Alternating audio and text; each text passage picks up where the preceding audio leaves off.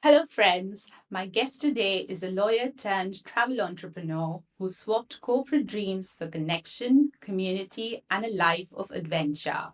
She started out as a trip leader, not just showing people around, but creating spaces where they could connect, grow, and step out of their comfort zones. That passion led her to start Migrant Musings Co, a travel company focused on meaningful, community driven experiences. From group trips to retreats and journeys designed specially for senior women, she's building something truly special. Welcome to the show, Niyati Saxena. Hi, Thank you Niyati. so much, Ishita. Thank you for having me. Thank you for joining us today. I mean, when I asked you whether you want to do this, I wasn't sure how you would feel, but I'm so Yeah, excited to have you today. Um, likewise. So excited to be here. Amazing. And for the audience, Niyati and I used to work in the same law firm. I was in the corporate M&A team, and she was in the Yeah, entertainment law team. But we used to sit next to each other, and we yeah. shared this banter and jokes, and it was Yes. so much fun. And then Niyati left us for this entrepreneurial journey that we're on now. Yes, yeah. So, what inspired you to leave a successful career in entertainment law and step into the world Mhm. of travel and entrepreneurship? So honestly, when I had left my job at the law firm that we worked at that time I didn't know what I was going to do. But I think just the culture of law firms and the high stress environment had really gotten to me. And I think a lot of aspects of that life were not something that I wanted for myself. So initially, I think I didn't leave thinking it would be a permanent decision. Right. But when I left, and then for about 6 months, I was reading, writing, traveling, etc., all of that. And it is somewhere along that time when, I experienced such trips and I loved the sense of human connection that it gave space to. Yeah. And my whole life, because my father was in the forces, I moved around my whole life. I kept changing places, meeting new people. Yeah. So travel was another way of, like finding that even in my adult life. And I think that's how that thought came into place. Yeah. So, was it consistent, or whether there was a defining moment that made you realize, okay, now this is something I want to do? Mhm. So I'll tell you. Basically, when I left the law firm, shortly after that, I joined a publishing company and I was working in their in house legal team. And around that time, I happened to go for some of these trips. Okay. And at that time, I was having this internal dilemma because I was always very ambitious. So I missed that part of the law firm circle, like the just Yeah. thrill of like really going big and all of that. Yeah. And while the in-house setup had a more comfortable life, but I didn't find that like sense of drive towards my work. Mm. And around that time, someone who did something in the travel space, because I had done a few trips with them, they reached out to me and saying that, hey, we think you have a personality that would work for this. Why don't you give this a shot? And I think the very first time someone asked me that, do you want to do this? It just clicked. So it's like a lot of pieces of the puzzle were strewn around. Mm. And when that question popped up, it just came together. That's really nice. That worked. I think that was your journey. That was like destiny unfolding. Yeah. I was having this discussion with Deepthi Sarma. We were having this conversation. I think she said this best, and I agreed as well, that once a lawyer, always a lawyer. You Yeah. may do whatever else you want to do in your life, but there is Yeah. always that thing, no, I need to review this properly. We start thinking like a lawyer because we're trained to do Yeah. so. So, do you Yeah. feel that your background as a lawyer has shaped your approach to running a business? Yeah. It has. So it has, it really has, because I think the industry that I'm in, a lot of people generally perceive it more as something fun and enjoyable, which of Mm. course the front of it is. But Yeah. there's also like a lot of conflict resolution that you have to do, right? Because I think in the travel space, there's one thing for certain, like I've been doing this for 6 years now, and I can tell you that you can't ever be fully prepared. In the travel space there are always situations that will keep coming up on the go. Like I mean, in shortly after I had entered the space, COVID happened. Now Hmm. recently the war, conflict, etc. happened. And Right. other than that, also sometimes you're in situations like natural calamities, etc. So a lot of times the quick decision making that you need, I think that comes to me from my roots as a lawyer, Right. because like sometimes like these conflicts and uncertain scenarios and you have to deal with all sorts of people, so the quick decision making and the conflict resolution, I think two things that are skills that every lawyer has, so I Right. think that definitely helps. Yeah. Okay, good. And when you started off, right, and you mentioned Mhm. wars and natural calamities and all of obviously challenges. So, but I want to Yeah. split this question in two. One is when you started off, what were your biggest challenges, right? Yeah. And Yeah. now, as an established business, what challenges Hmm. do you face on a day-to-day basis? Okay. So I think when I started off, right, I think the challenge at that time was this world can get a little consuming, right? Because you're always on the go, you're always on the move. So you definitely tend to lose track of like your personal life. It's always about those connections which you make in the moment or you being on the road and all of those things that would happen a lot. So I think now that I've been doing this for a few years, I've like sort of understood that as much as I enjoy it, it's important to take some downtime for yourself, to build a routine, build a structure for yourself, like have a home space for yourself. All of those things so important, right? Because yeah, so I think that is the switch that came from then to Interesting. now. Yeah. And I think the challenges we face now are one of many group travel companies in this space. Mm. But I think for me, this is like, I mean, of course, it's a business, but it's also something that I'm so passionate about. So I think the challenge is always in the expansion part of it, Right. because my focus is always that I want to expand slow and steady. I'm Mhm. not looking to like expand really quickly, but also tinker down or dilute the values that we stand for. And sometimes, of course, it is tempting, right? If you're getting the response, you're getting the interest, it is natural to want to give into the temptation of going big Okay. really quickly. So I think the challenge is in reminding yourself as to why you started out to do something that you wish to do. So yeah, that. Yeah, that's a very interesting point. My last podcast I was having with the co-founder of Sprint, and we were discussing the same thing that journey of Sprint Law has been really steady. Like we've Hmm. times they've tried to kind of grow big really quickly. It's actually Yeah, it doesn't work because, for exactly. example, Sprint Law got investment and then they Hmm.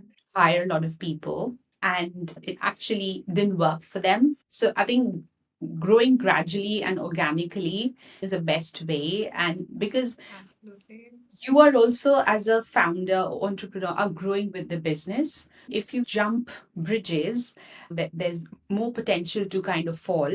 Absolutely. And I mean, so for example, what we do, right? So, to any of your audience Yeah, who yeah. might not be aware, I'll Yeah. explain a little. Yes. So, when we say group travel, what that means is there are a lot of people who are enamored by the world of solo traveling. But at the same time, they're also a little stressed out or worried that how will I handle all my logistics, how will I know what to do, which are the best places to go, and more than that, there's also the question of loneliness, because that is an increasing and unfortunate reality of the modern world. People do get lonely, and you want to travel with your friends. Your friends have different commitments, etc., and you are not able to coordinate or plan. So that's where we come in. Like we are the stepping stone in between. So you travel with us, you make friends while traveling, while on the go. So now, similarly, in the quick expansion route, the problem is, like I said, we're very focused on creating safe spaces for people, right? It's for me, we are not just a tour company, we're an experiential travel company. Right. And what I mean by that is when people travel with us, they shouldn't just be seeing a place, but they should also be actually connecting with each other. Like not just with me or one of my trip leaders, but with the other people they meet. And Mm. people meet people from different age groups, different cities, different professional backgrounds. So to actually tap in and create a space where people can speak, can share their thoughts, can do something that they would probably not otherwise do because they have this fear of judgment. It's Mm. something that you have to be very gentle with. So if I, let's say, decide to expand and have 10 trip leaders, 20 trip leaders in a go who are, let's say, seasoned travelers, but who are not as mindful or who don't have the EQ to navigate through these emotions, Mm. then the experience we're looking at giving will just crumble, right? So like that will not be there. Yeah. So yeah, I think it's important to be mindful of how you grow. Yeah. And especially in such a competitive environment, how do you stand out with the other competitors in terms of pricing, in terms of the people, Mm. the leaders that you have, the team that you have, and Yeah. yeah, and the quality of customer service. So, uh, related to that, so my next question would be, how do you handle competition? And this is not just in the travel space. I mean, you could give a generic Yeah. answer for like other small business owners who want to stand Mm. out and are doing similar things. What would your approach be on that? Of course, there's a lot of competition in all sorts of spaces, right? And you have to always know that. But I think if you are genuinely, and I mean, it'll sound like very parental advice, but I genuinely believe it, that if you're very true to your values and your work ethic, and you're driving it with your hard work, Mm. then even the competition can't like blow you out of the water. For example, in my business, we don't do a lot of advertising at this point of time. Nothing, no harm in doing that. But a lot of people in my industry or separate industries do spend a lot on advertising, and that works for them, which is great. Yes. However, for us, what really works is the word of mouth recommendation. Mm. And that is not just on the trips, let's say, that I'm going, but also on the trips on which my handpicked trip leaders are going. So I think, and there's only one reason for that. It's because we have a certain value system or a certain brand Bible, which I have actually written in full detail as a former lawyer.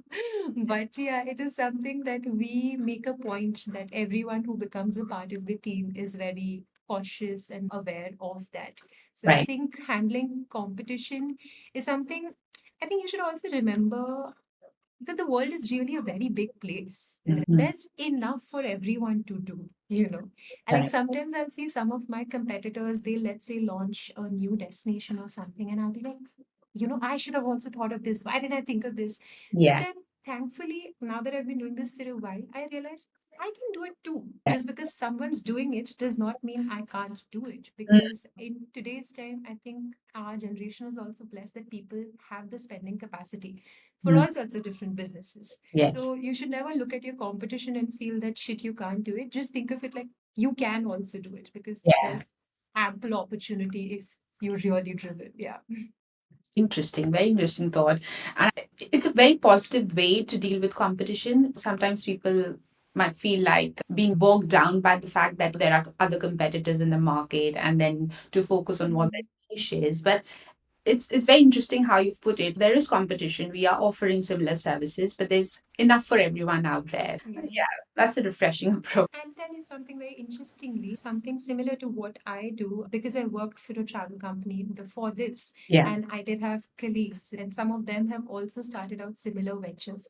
So I'll Mm. tell you, interestingly, thankfully, all of us have such good equations that sometimes if Mm. some trip of mine is booked out and someone reaches out that, hey, I'm looking to travel on these dates, Mm. I do recommend them to my very competitor and vice versa, so there are times when people do travel with us and they tell us, hey, I travel with so and they recommended you to me. And which is like, I tell this to, let's say, my partner and other people who are a little more in the corporate sector, and they say it's very interesting that you Yeah, it guys are is. recommending each other. I think that's something also that's got to do with the sort of work we're doing, probably, because I think the emotional element of it is so high that I think we are very confident in the bonds and equations we make. And that's why we are able to like encourage and support each other at the same time. Of course, I'm not saying that means that you'll not value your business. Of course, you will Yeah, prioritize and place your business first. But correct. if and when you are in a spot where you don't have slots for someone, I see no harm in recommending someone to another person. That shows your quality as someone who's not insecure about your services and other services, because this is unseen and unheard of, right? So for example, if I'm working on something and I have a certain skill set, I will recommend Yeah, somebody who doesn't have those kind of skills or qualities, right? But in your yeah, case, you are exactly doing the same thing as the other person, yeah, and you're recommending yeah, them, to others. Yeah, it's great. And I mean, it kind of gives a sense of you are building a community of even tour operators or travel business yeah. owners. So that's incredible. That's really cool. Another thought that came to my head is that generally people travel for leisure, like they want Mhm. to break. But in your Yeah. business, you do that for a living. So when you Yeah. need to take a break, what do you do? I'll tell you, when I started doing this, I was 25. Okay. So at that point, I was like, no, I'll always be on the go, etc. I didn't want to slow down. Now I'm 31. Okay. So I love being at home. Honestly, like for me, leisure is, I think, being at home, reading. I also write a lot. So I Yeah. think it's about just those little nuances of the day-to-day life. That is what taking a break for me amounts to. Though I will be honest, I do tend to get a little consumed by my business. So I Mm. sort of don't have a very good definition of downtime. But Yeah. I think that's where I will give full kudos to my partner, because he brings me back to reality that, okay, now please like put everything away. So I think like a good book, a good walk, time with your loved ones, that's the best way to like, you know, I slow agree down with and you. get some leisure time. Yeah, I totally agree with you. Those are, the little things in life that we don't appreciate or overlook are Yeah, actual things that matter. I mean, correct. different for everyone. There's no general rule, but for me too, it's the same thing. Um, So, coming to the point of branding that you mentioned, you've sat down and written your brand ethos and what you see Migrant Musings as a brand. So, first, Mm. very interesting name. How did you come up with that? And then, Mhm. how important do you think one should focus on their branding? Now, I've started this Yeah, podcast, like the series of podcasts, and yeah, we go through founders' journeys of entrepreneurs, yeah. and people who are making actual change in the world. We bring Mhm. them on the show and we try to kind of find out what their challenges are, how do they go through difficult times, and so that Yeah. the audience and even myself, I can learn something from them and kind of Mhm. that in my daily life, whether it's perseverance, resilience, getting through life, basically. Yeah. That's the concept. And I'm also working on the branding and how should I project it and all of that. So, what, in your view, Hmm. important is branding for a small business or a startup? Yeah. So I think branding is everything. Like it's extremely important, Mm. especially ours is a social media run business. And I'm sure that most startups in today's time, they have to funnel through that route. They are social media driven. So I think branding, especially personal branding, it goes really far. So I think, for example, if you are doing something which let's say a lot of other people are doing, but you're only talking about the product. I don't know if why someone should choose you. But for example, if I know that hey, this product comes from Ishita. Ishita has a background in this. Ishita thinks like this. The Mm. little nuances and even let's say the little quirks of your personality, a little thought process that you have, etc., you feel more connected to the person. And Mm. the moment you feel a little more connected to a person is when I've seen that people are more interested in your product also. Mm. Because knowing a little more about an individual puts a person at ease. It's a Mm. sort of like it's a digital bond in a way wherein people are able to relate and associate with you, and Mm. because of that, they end up trusting your product a little more. So I think personal branding runs really far. And sorry, I think I missed your first question, which was about the name. Yeah, so okay, migrant musing. So migrant because since my father was in the forces, I moved around my whole life. Like I would change cities, schools, change my entire life every 2 to 3 years. So as a result, I believe that I am, migrant in that sense that I would always be on the move. And then I felt that the people who are coming to travel are also looking to just be in different places, and they have this thought about home, finding home in different places. So I feel like all travelers are migrant in a sense. And Mm. musings, because for me, the highlight of travel is more than the places or the destinations, it's about the people and the conversations you have, the stories you share, and the stories you make together, all of that. So I think that's where the musings that you are left with after your interactions with people. And that's how it came together. That travel and find those little nuggets from different people. I'm sure a lot of thought went into that name.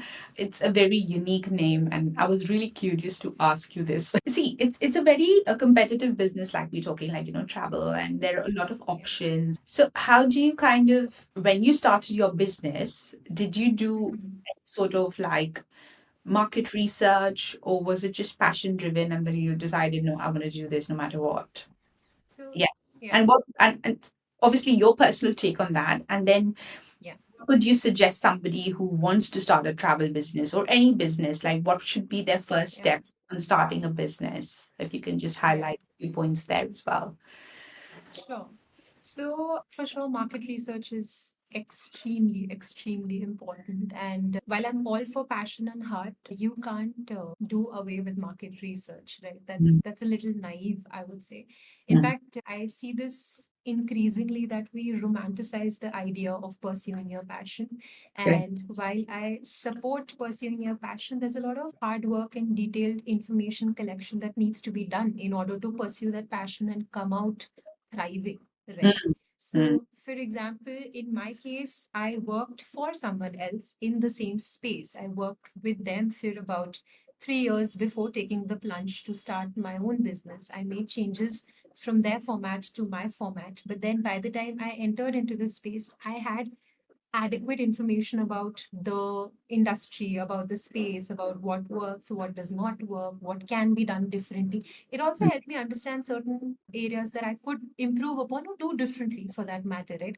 So for anyone who's looking to, let's say, start a business or, pursue something they are very passionate about or something they're very connected with, my advice would be please do your research thoroughly. mm, Like I'm mm. all for people chasing their dreams, but if you pursue your dreams with a little bit of diligence, then Yeah. your dreams become reality. So, yeah. Super. That's a very good thought. You've not built a technical product, it's a service-based product, right? So Yeah. with the technical side, obviously, when you need a minimum viable product, right? How do Mhm. you think in the service industry, did you test this before you launched your business? Like what I'm trying Mhm. to say is that, because it's service-based, did you have some Yeah. experimental clients, or how did you start small? How did you do all Mhm. the learnings, how to service your clients, Yeah. to what are the processes involved, how did you ensure a superb customer experience? Mhm. So I think in my time working for someone else, Hmm, I mean, not only did I have the exposure to do different things, but I think in general, I was just very curious, right? So I would always go out and ask to be put on new things and ask that, hey, I want to try this, I want to try that. hmm, And especially like when I had started working for someone else, that was towards the end of 2019, and then hmm, 2020 COVID came.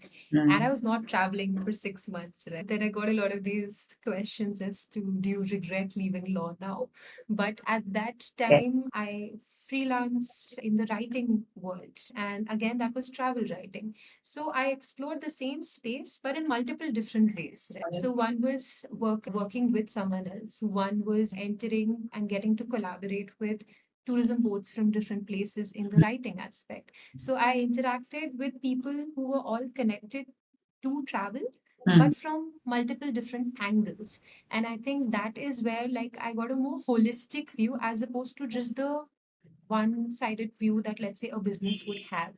right. And again, for someone looking to enter this space or any space for that matter, my suggestion would be to try looking at it from different angles. Like Hmm, within one industry also there are stakeholders of many different kinds. So if you can get exposure with different sort of stakeholders, it helps you understand and carve out your product and fine tune it a Mm. little more, especially in the service industry, because the service industry is, I mean, people have to go out smiling, and to get that right, even if you are dealing with something, it needs a deeper understanding. Yeah, yeah, yeah, for sure. Did you face any challenges when you started your journey? Were there customer issues, things not resolved? Did that help you develop or strengthen your processes? Hmm. So I think earlier I had faced like a couple of things such as certain bus routes just getting cancelled while you're on a trip. Or this one time we were in Spiti and we were coming back and the road literally broke, right? And then we had to actually work with locals and rebuild a road so that our tempo could cross that. So multiple such situations came up, and I think that was like where I understood the challenge with certain things. Like, so for example, when I had to start, the biggest challenge was because, again, like very competitive world, social media is Yeah. very insanely competitive. So how do you make your service stand out from the service of others? And Hmm. that is where we did some things. We chose to go in some aspects, not in all aspects, but in some aspects, we chose to take a certain niche route. For example, when we introduced retreats, at least other group travel companies were not doing that. Or Hmm. like our main trips are for the ages of 18 to 44 years, and we introduced trips for women between 45 to 64 years.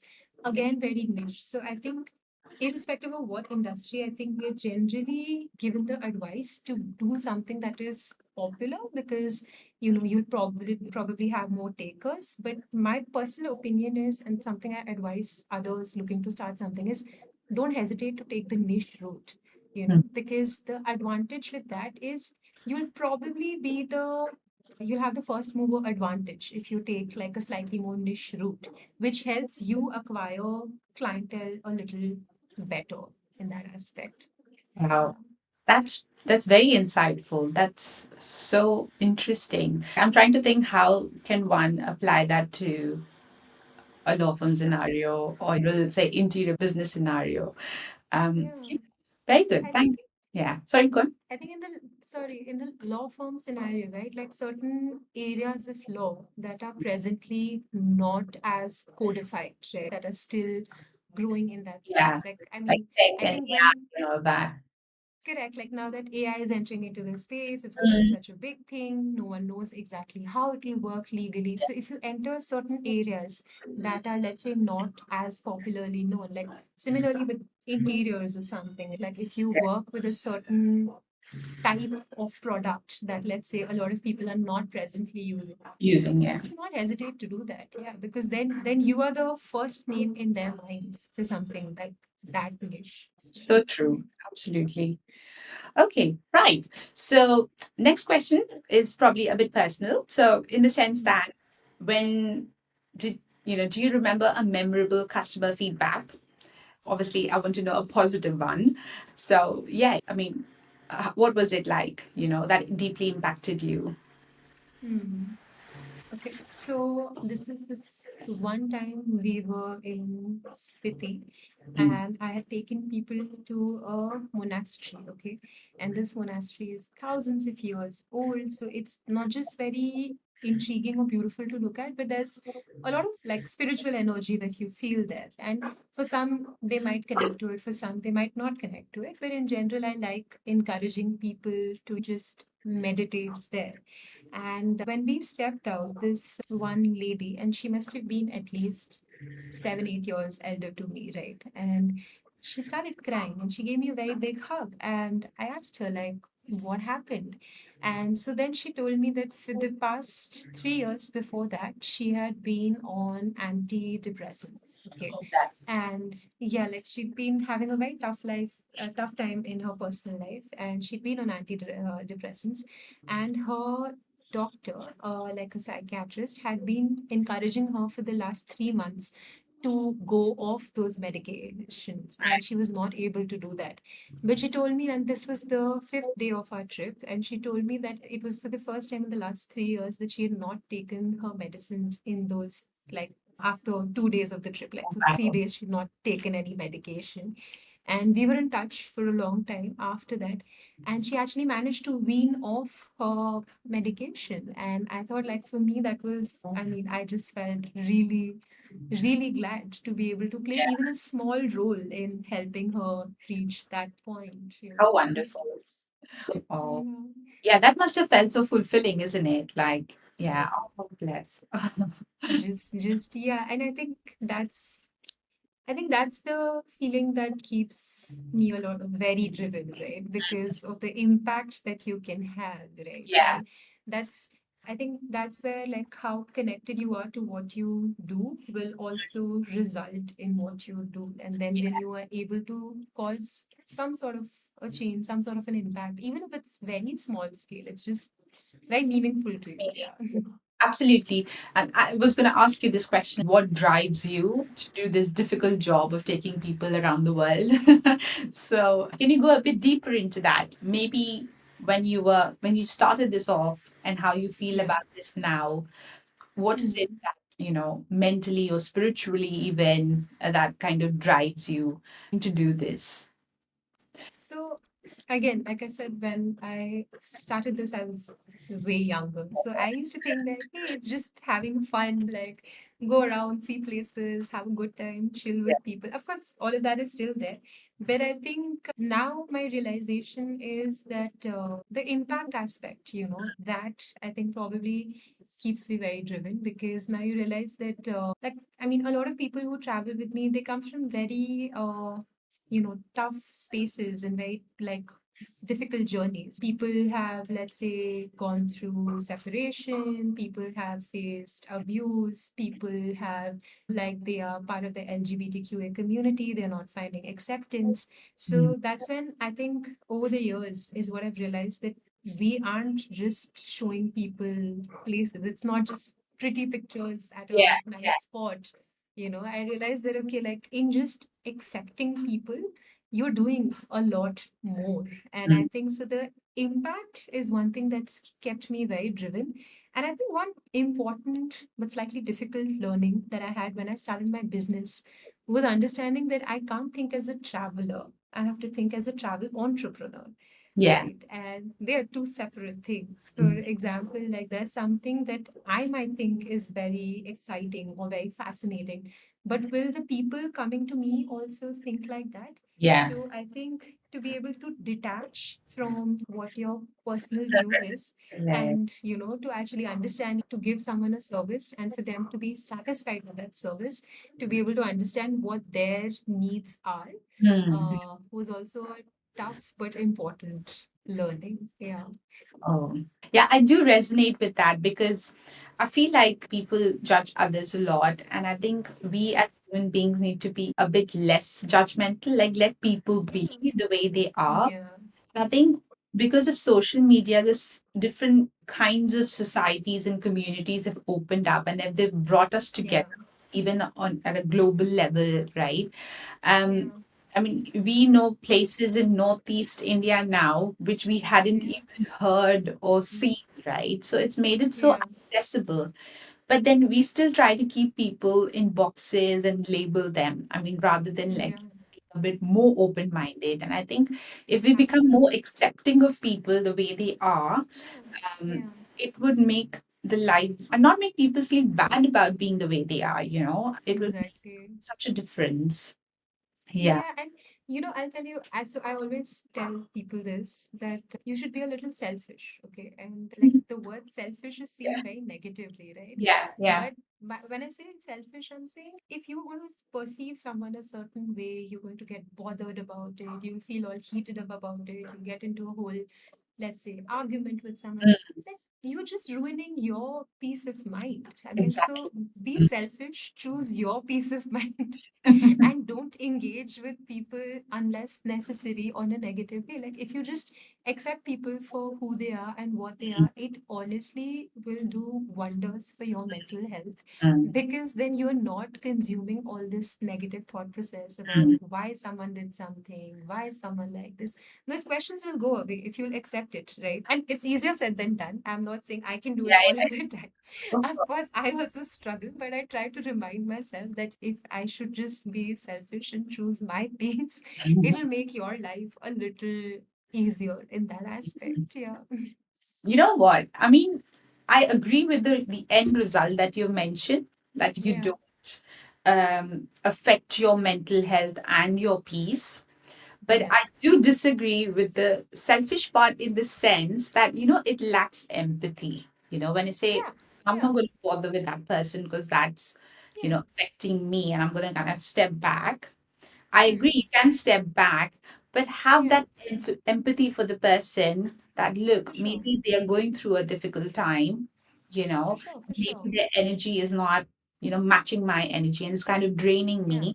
I will help Yeah. you, but, I need to keep my sanity. So I think if you're Yeah. slightly more empathetic towards people, Empathetic, for sure. yeah, Yeah.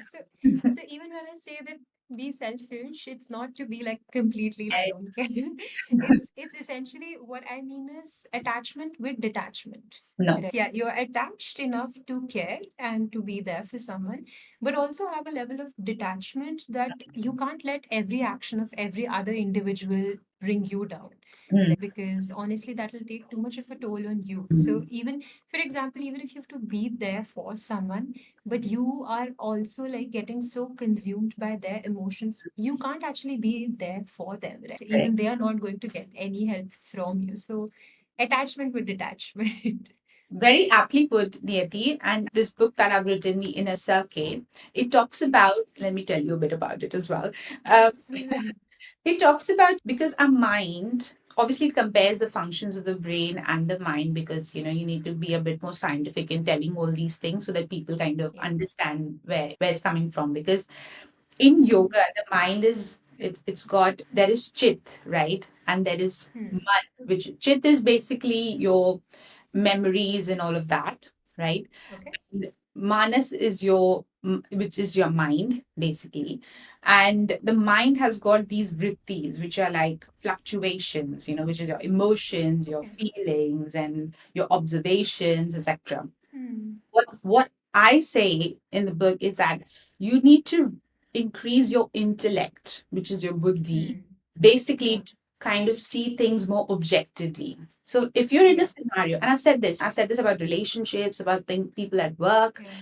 if somebody is annoying you or if somebody is being difficult with you, Yeah. you kind of have to see it objectively. You Yeah. pause for a second and don't react, just observe how they are Exactly. without Yeah. affecting. So like you said, being detached. Attachment with detachment. Yeah, Yeah. attachment with detachment. So yeah, it's so important. I think we're Yeah. saying probably the same things but in different Yes. words. But yeah, Yeah. it's definitely important to have that kind of objectivity in Yeah. in all your actions and interactions. That's what the book says, your path to clarity and peace without a shrink. Mhm. So Yeah. so yeah, no, Yeah. because No, like I agree with what you're saying. To be a little more observant than to be reactive, right? I mm, think it's also because, I mean, this is digressing a little, but I think in general, we're also conditioned to believe that we want to have the last word. Right? So mm, if someone's going through something and we're like, no, but this, no, but that, that's not even a conversation that's going to lead somewhere, yeah, right? Let the yeah. other person also be a little more calmer when their Mm, emotions are not as volatile. And then yeah. you'll have a conversation that's where you're actually communicating. Mm, Otherwise, two people are just reacting, and that's yeah, not fruitful for anyone. Yeah. anyone. Yeah. And that goes in your personal relationships, your relationship with your Yeah. parents, um, Yeah. your friends, even with your workplace lot. So, Even with your workplace. Yeah, absolutely. Like, I think it goes a lot in our workplace also. I don't think we always see it like that. But in yeah, time, you realize that that applies so much even to your workplace. Yeah. yeah, true. Um, Yeah, I love this conversation. Yeah, I like deep conversations. This is what the theme of the podcast is. Like, it's to create awareness about Hmm. mental health issues and how to tackle challenges on a daily level. So, Yeah, yeah, love these conversations. I'm glad. Just coming to, so I want, people who are from Gen Z, Gen Alpha, Gen Beta, and all of that to kind of also, Yeah.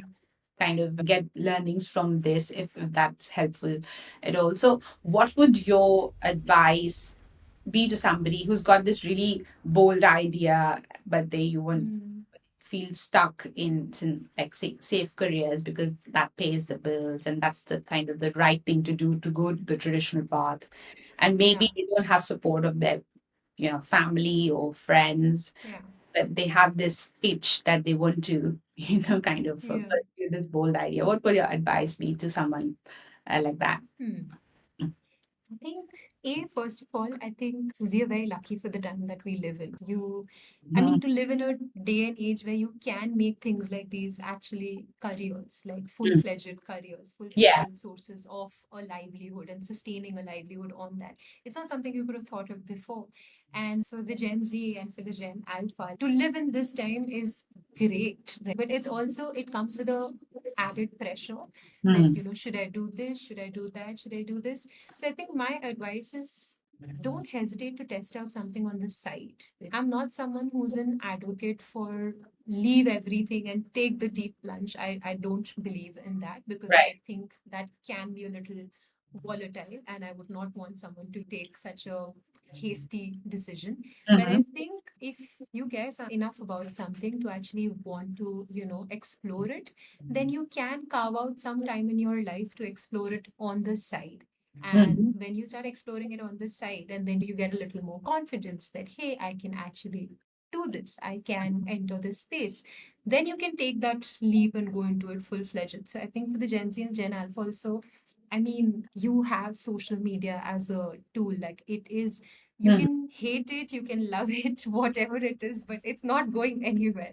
It is the reality of today's time. So True. if you want to explore something, you can explore it on the side over there. You can put in the effort there and Mm. go out, go all in then when you feel the confidence for it. For example, I'll tell you, a lot of people I see who were also lawyers, like one of my law school seniors is now a physical trainer, okay? Like she is a coach, etc. Like she is a fitness enthusiast who's doing like fitness coaching for a lot of people.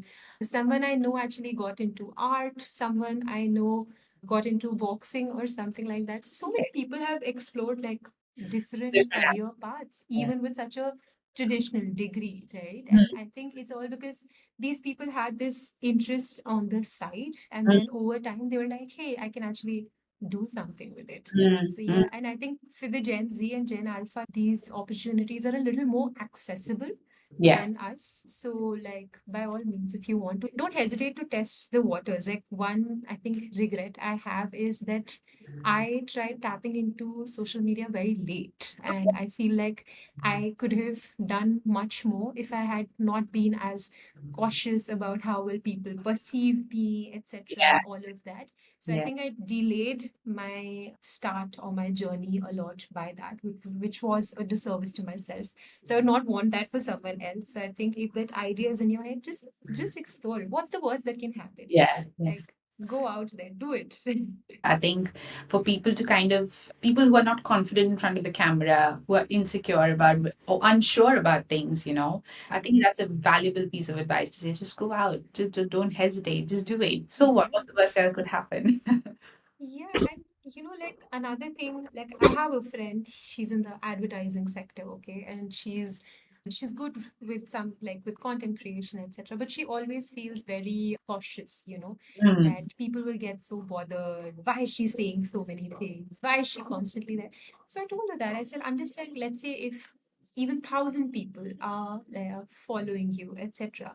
In mm, those 1,000 people, you probably know only 100 people, mm, and even in those 100 people, if those 100 people, or in those 100 people, if you have 10 people to support you, that's enough.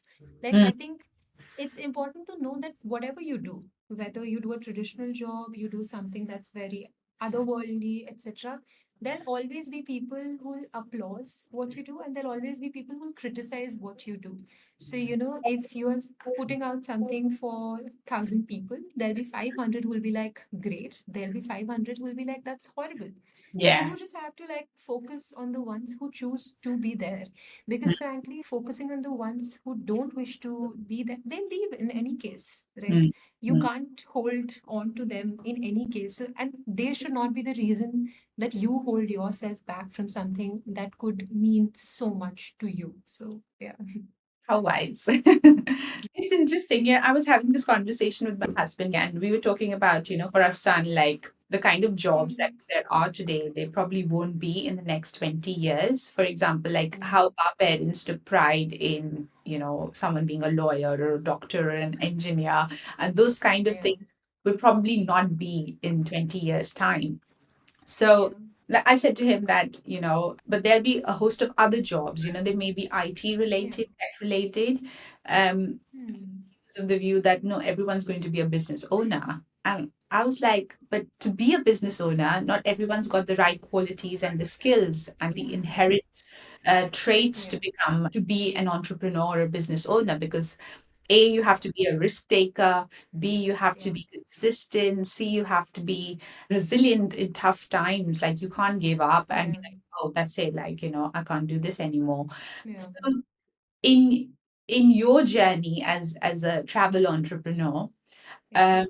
um, what are the traits that you feel that you've kind of picked up on the way?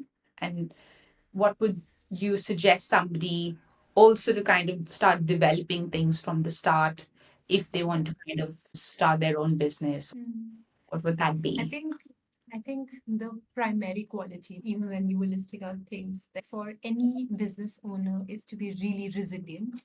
Mm, Because, in a entrepreneurial journey, you can never know what will happen, right? mm. Like you just can't know.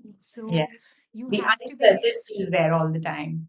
the Mm. uncertainty is there, right? Like, and you don't know. Like, for example, last week I thought that okay, maybe the travel industry is not going to be functional for, let's say, 3 4 months, because Yeah. I thought travel advisories will come in place, airports will not be functional. So what do Mm. you do in that, right? Like, and of course you will Yeah. panic for a bit, but even then I started thinking that okay, we can look at detox events, detox retreats, closer by to cities, etc. So you start thinking like that. So I think primary quality is to be resilient. Like you have Mm. to be willing to pick yourself up and go on.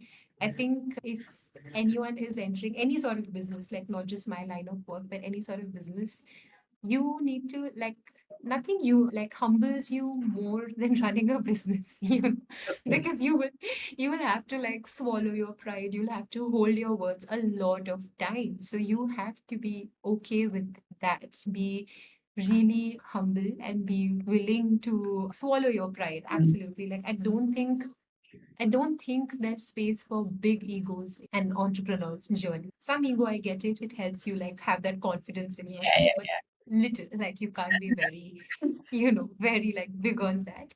And I think the other thing is also foresight. I think something we don't talk about often is foresight, because again, right, the question of competition, the question of surplus comes in, right? So for you to stay ahead of the curve, you have to have the foresight to know and to think and be creative enough to imagine that okay, this is where people are headed, so this is something that will have a need for people, or this is something that will have a demand from people. Mm. So I Mm. think foresight is also something we often overlook, but foresight is very very important.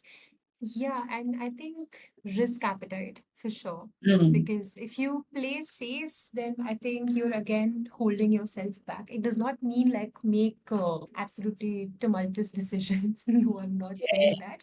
But you have to like, I mean, that slight sense of, like taking a risk, or, taking a bit of a bet on yourself or on your idea. It's Mm. needed, that's needed. And one more thing would be the ability to listen, right? Because even if it does not matter how long you've been doing something, there will always be ways to improve it, right? Like till date, we reach out to people for feedback, etc. And I'm not just talking about reviews, otherwise also, like I Yeah. will ask people, how was this, how was that, etc. And sometimes, of course, life gets busy and you forget to do that. So maybe you have someone in your team do it or anything, but you have to be willing to break away from things that are known to you. If I've been doing something for a while, I might be of the opinion that the right way to do it is this. But you will see that people's preferences, people's comfort levels, people's choices will evolve. So you have to be willing to evolve with the time because yeah, if you're very resistant to change, I think that will really hold yourself back. So yeah, resilience, foresight, humility, and the will to listen. Yeah. Super. I think those were excellent points, and some of them that you raised, like foresight and humility and the ability to listen. Not many people talk about those. Like, probably you'll see entrepreneurs with huge egos and, like, yeah, that's my product, you know. Yeah. And maybe they have to Yeah. kind of position themselves like that. But yeah, on a daily Probably. level, yeah, I do get your Yeah. point, especially because you're in the service industry, Yeah. and you're catering to real people. Yeah, I think those qualities definitely make you stand out and maybe Mhm. make you the preferred choice as well. And the thing that people keep coming back to you for more business. And so in this, obviously it's not easy. It's an unpredictable journey being an entrepreneur. So do you have any Mhm. sort of like daily or weekly or monthly routines that you kind of stand by? You know, whether it's looking after your mental health, your physical health, or your, Yeah. spiritual well-being. Do you have any Mhm. of, regimes or rituals that you stand by? If you'd like Yeah. to share that with our audience. Yeah.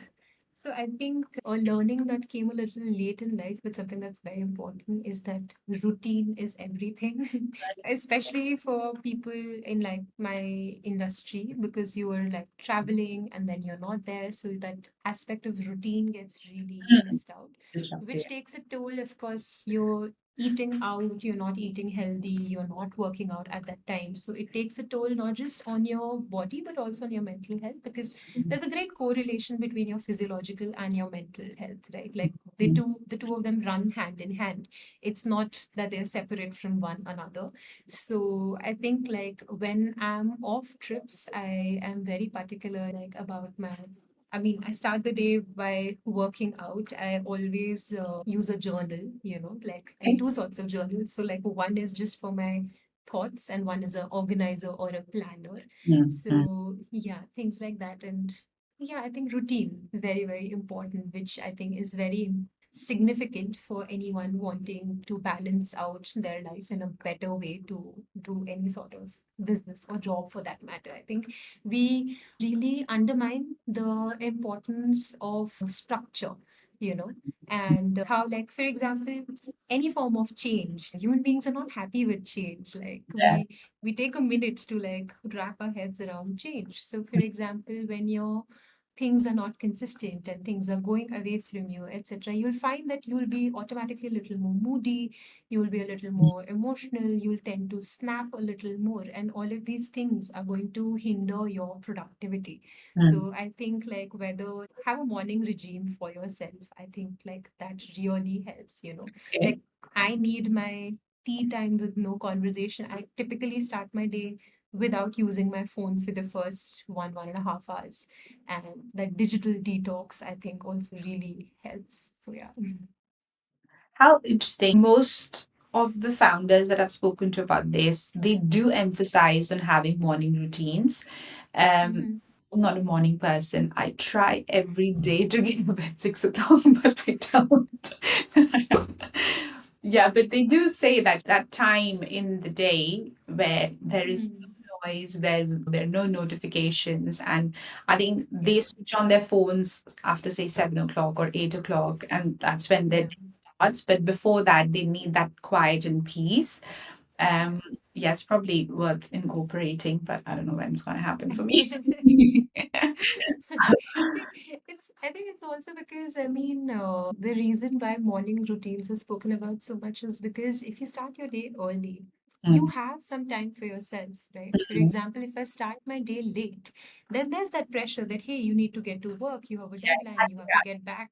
Mm. It's just that. And then it's like you start your day, you maybe grab a bite and you just open your screen, and then you're on that screen till God knows how long. Yeah. But if you have, like if you start your day early, then let's say whether you're working out, you are Mm. writing, you're journaling, you're doing some doodle, whatever it might be. But then you feel like your day starts off with a more relaxed pace.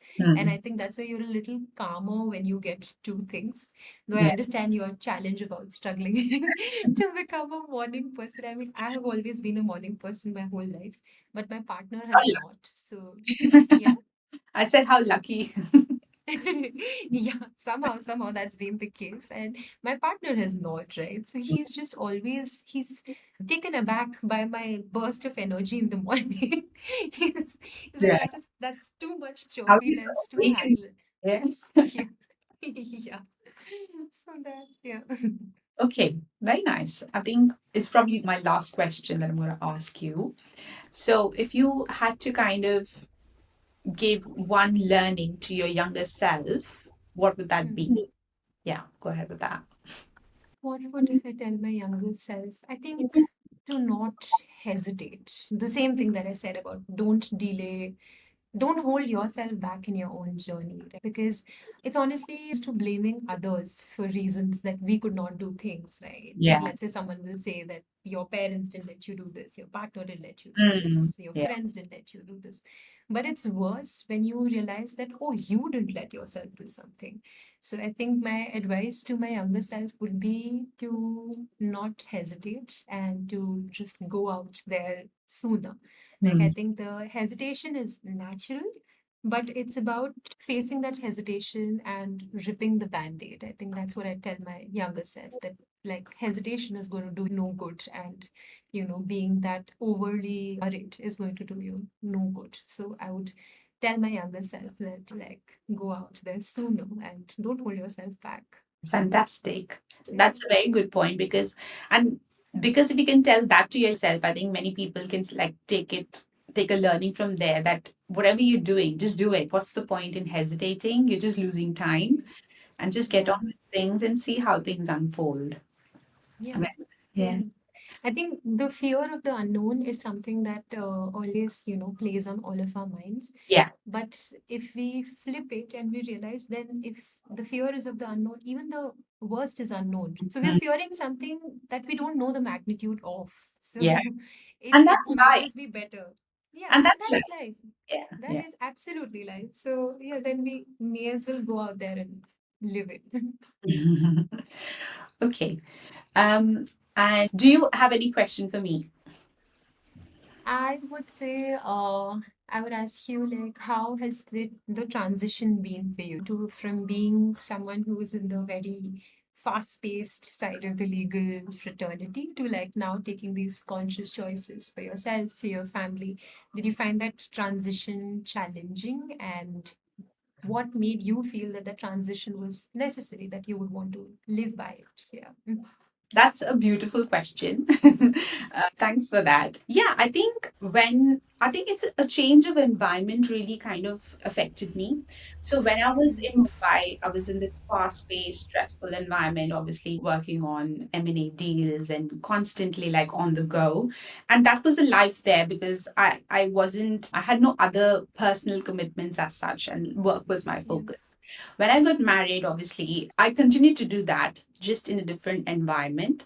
So I worked in other law firms. I studied to become a solicitor in the Mhm. UK. Wow. So I was married and I was studying and I was working at the same time. So that was even more stressful because Mhm. I hadn't known my partner. It was like we just met online and Yeah. within 5 months we decided to get married. Yeah. So I moved to a different country. So that was quite Mhm.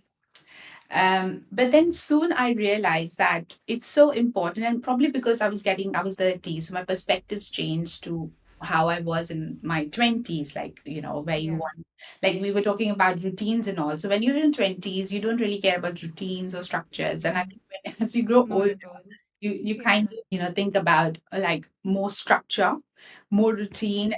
what really kind of, what's fulfilling to the heart. Like, what is it that your heart wants? And now, Yeah. as I continue like working in the legal field, I work with startups a lot. I advise them on a daily basis, and I have a little one. Mm. Yeah. Yeah, so I think I have a lot of personal responsibilities, and I think I'm Yeah. just it's life. I'm just juggling through different phases and different responsibilities. But I think there is an Mm. inner calling. And my heart is with this purpose: create awareness. It's a fast paced world. There's Yeah. a lot of impact, and especially negative impact of social media. People are Yeah. relying a lot on their phones and not on Mm. relationships.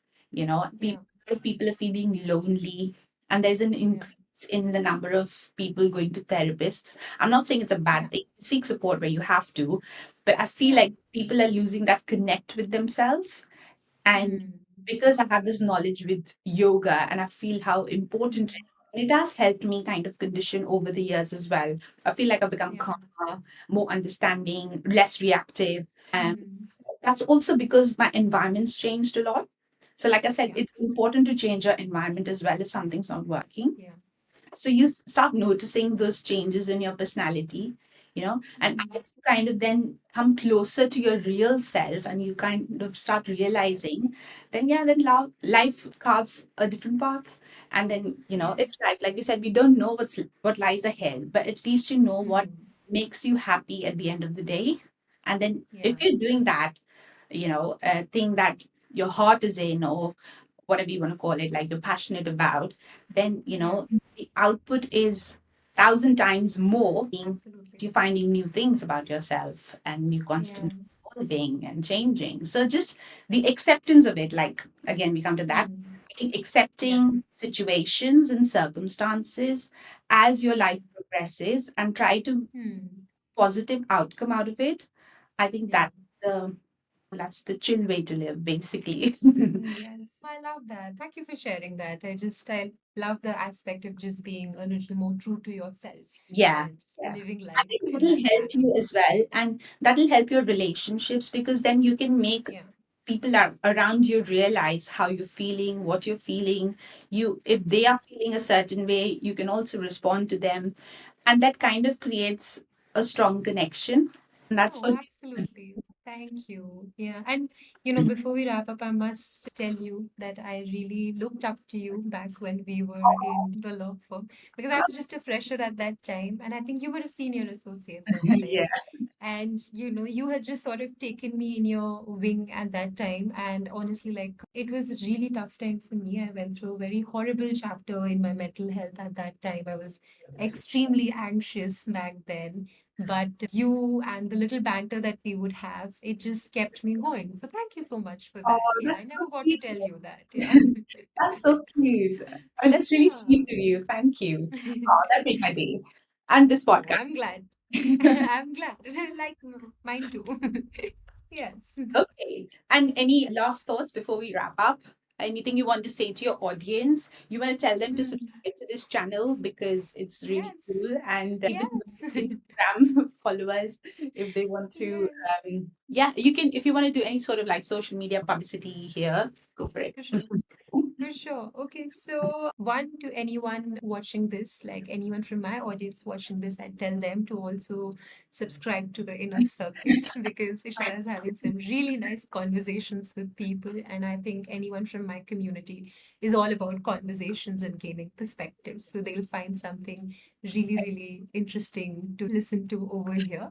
And to anyone from the Inner Circuit's audience looking for some more meaningful travels in their life, please check us out on, Instagram. We are called Migrant Musings. And yeah, always there to help add a little more meaning to your travels. Oh, thank you. Yes, everyone who's watching this, he is a trusted and really passionate individual. And if you follow them on Instagram, you'll see that they do really cool things. And she is a Bollywood fan, and I Yes. am too. So if you have a bit Yes. of Bollywood in you, yeah, just go check them out and check out their trips, and yeah, and follow us as well. Yes, for sure.